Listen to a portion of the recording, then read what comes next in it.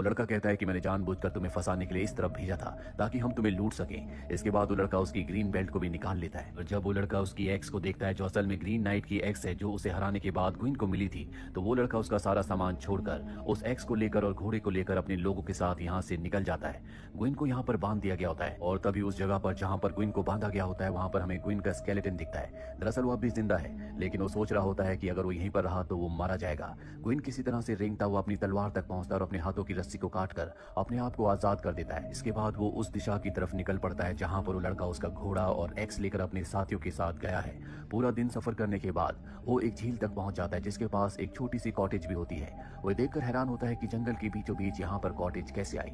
वो उस कॉटेज के अंदर जाता है और अब क्योंकि वो बहुत थका हुआ होता है इसीलिए वो सो जाता है। पर कुछ देर बाद एक लड़की आती है जिसका नाम विनी है। वो ग्विन को उठाती है। ग्विन कहता है कि मुझे माफ कर दो, मैं थक गया था, मैं अपना रास्ता खो बैठा हूँ इसीलिए मैं यहाँ पर आ गया था। वो लड़की कहती है कि मैंने भी अपना कुछ खोया है और इसके बाद वो हवा में तैरते हुए उसकी तरफ आ रही होती है जिससे ग्विन समझ जाता है कि ये कोई आत्मा है। इन्हीं ग्विन को अपने साथ झील के पास लेकर जाती है और उसे बताती है कि बहुत सालों पहले यहाँ पर एक किंग आया था जिसने मेरे साथ जबरदस्ती करने की कोशिश की, लेकिन मैंने हार नहीं मानी, इसीलिए उसने मुझे मार दिया और मेरे सर को झील के अंदर डाल दिया। तुम्हें मेरे सर को वापस लाना होगा। ग्विन उसके कहने पर झील के अंदर जाता है जहाँ उसे उसका स्कल मिल जाता है। वो झील से बाहर आता है तो देखता है कि वहाँ पर विनी की आत्मा नहीं है, वहाँ पर एक फॉक्स है जिस फॉक्स को वो पहले भी देख चुका है। और जब वो फॉक्स देखती है कि ग्विन बाहर आ गया है तो चुपचाप वहाँ से चली जाती है। ग्विन विनी के स्कल को लेकर अंदर आ जाता है जहाँ पर वो बेड पर देखता है कि विनी का स्केलेटन है जहाँ खुद वो कुछ देर पहले सोया था। और तभी स्केलेटन उसे बताता है कि ग्रीन नाइट तुम्हारी जान पहचान का ही कोई है। अब सुबह भी हो जाती है जिसके बाद वो स्कल को विनी की बॉडी के यानी कि स्केलेटन के साथ जोड़ देता है और तभी वो देखता है कि कमरे में ग्रीन नाइट की एक्स है।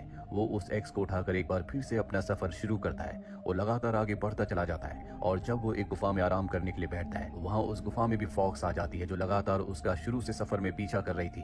हालांकि ग्विन उसे भगाने की कोशिश करता है लेकिन वो नहीं भागती, जिसके बाद ग्विन उसे अपने पास बुला लेता है और इन दोनों की दोस्ती हो जाती है। कुछ देर बाद ग्विन एक बार फिर से अपना सफर करता है। ये दोनों के दोनों एक चट्टान तक पहुंचते हैं जहाँ पर ग्विन बड़े बड़े जाइंट्स को देखता है। ग्विन उनसे कहता है कि आप मुझे अपने कंधे पर बिठाकर आगे छोड़ सकते हैं। तब एक जाइंट उसके पास आता है और वो ग्विन को उठाने वाला होता है कि फॉक्स सामने आ जाती है। फॉक्स जोर जोर से चिल्लाने लगती है जिस वजह से वो जाइंट वहां से चले जाते हैं। ग्विन फॉक्स के साथ अब एक दूसरे रास्ते से आगे बढ़ता है लेकिन वो बहुत ज्यादा थक चुका है, उसके अंदर चलने की हिम्मत नहीं है। लेकिन तभी वो सामने एक कैसल को देखता है। ग्विन हिम्मत करके कैसल तक पहुंचता है लेकिन कैसल के गेट पर ही वो बेहोश हो जाता है। जब उसे होश आता है तो उसके सामने कैसल का राजा होता है जो ग्विन को बताता है कि मैंने तुम्हारी कहानी सुनी है, किस तरह से तुमने ग्रीन नाइट को हराया था, मैं तुम्हारा बहुत बड़ा एडमायरर हूँ। इसके बाद राजा ग्विन को अपने साथ ले जाता है जहाँ पर वो ग्विन को अपनी मॉम से मिलवाता है जिन्होंने अपनी आंखों में पट्टी बांधी होती है। साथ ही यहाँ पर राजा अपनी रानी से भी ग्विन को मिलाता है जिसे देखकर ग्विन हैरान हो जाता है क्योंकि उसकी शक्ल हूबहू उसी की लवर एसन की तरह होती है। ग्विन यहाँ से निकलना चाहता है क्योंकि जल्द से जल्द वो ग्रीन चैपल पहुंचना चाहता है। राजा उसे कहता है कि ग्रीन चैपल यहाँ से कुछ ही घंटों की दूरी पर है और क्रिसमस में अभी 4 दिन बाकी है, इसलिए तुम्हें यहाँ पर आराम करना चाहिए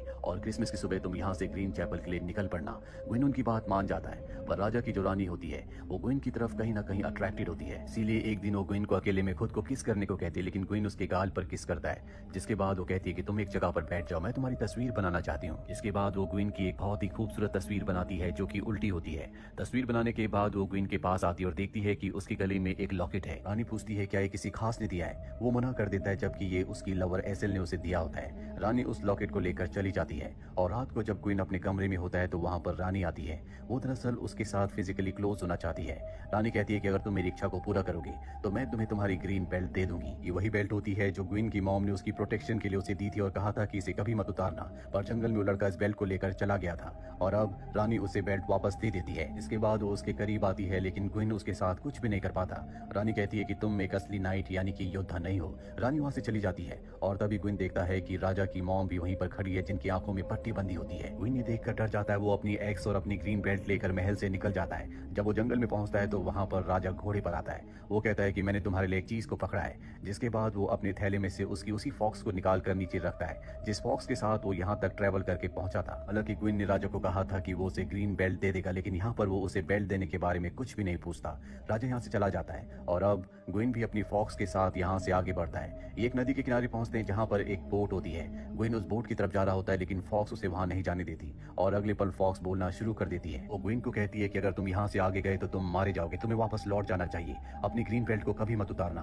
ग्विन उसकी बात नहीं मानता और वो फॉक्स को भगाकर खुद उस रास्ते से नाव से आगे बढ़ जाता है। कुछ ही देर बाद वो ग्रीन चैपल पहुंच जाता है। जब वो अंदर जाता है तो देखता है कि ग्रीन नाइट सोया है, क्योंकि अभी क्रिसमस आने में एक और दिन बाकी है। वो एक दिन तक इंतजार करता है। वो ग्रीन नाइट की एक्स को उसके सामने रख देता है। अगली क्रिसमस की रात को ग्रीन नाइट जाग जाता है, क्योंकि वो सिर्फ क्रिसमस की रात को ही जागता है। जिसके बाद वो अपनी एक्स को उठाता है और कहता है, तुम्हें खेल याद है कि नहीं? पिछली बार मैं तुम्हारे सामने झुका था और इस बार तुम्हें मेरे सामने झुकना होगा। ग्विन उसके सामने झुक जाता है और इससे पहले कि ग्रीन नाइट अपनी एक्स से उसके सर पर प्रहार करता, ग्विन डर कर पीछे हट जाता है। ऐसा 3 बार होता है। ग्विन मरना नहीं चाहता, इसीलिए यहाँ से भागकर वापस अपने राज्य आ जाता है। यहाँ उसकी मॉम उसके जख्मों का इलाज करती है। अभी उसने अपनी मॉम की दी हुई हरी बेल्ट को पहना हुआ होता है। इसके बाद वो अपनी लवर एसेल के पास जाता है, जहाँ पर ये दोनों एक दूसरे के बहुत करीब आ जाते हैं। कुछ ही वक्त बाद उसके अंकल जो कि किंग है, उनकी मृत्यु हो जाती है और उनकी मृत्यु के बाद वो किंग बन जाता है। साथ ही उसकी लवर एक बच्चे को जन्म देती है, जो कि ग्विन का ही बच्चा है। वो अपने बच्चे को वहां से ले आता है, लेकिन वो एसेल को नहीं अपनाता। जिसके बाद वो एक दूसरी राजकुमारी से शादी कर लेता है। कई साल बीत जाते हैं। ग्विन का बेटा बड़ा हो चुका है, लेकिन राज्य में जब युद्ध की स्थिति आती है तो ग्विन अपने बेटे को भी उस युद्ध में ले जाता है, जहाँ पर उसकी मृत्यु हो जाती है।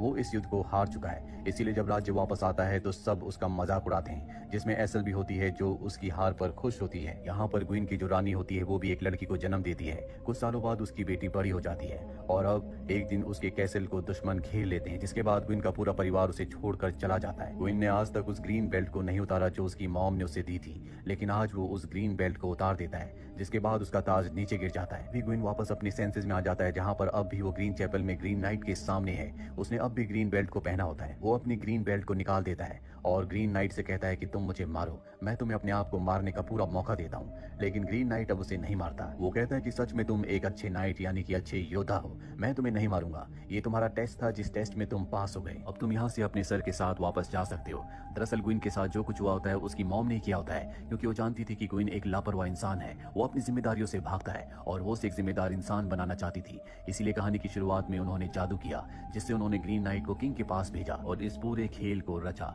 जिस खेल में ग्विन अब पास हो चुका है। इस पूरी जर्नी के दौरान उसने बहुत कुछ सीखा है, इसीलिए अब वो एक बहादुर इंसान के साथ जिम्मेदार इंसान भी है। इसी के साथ ये कहानी यहीं पर खत्म हो जाती है। उम्मीद करते हैं कि ये कहानी आपको पसंद आई होगी।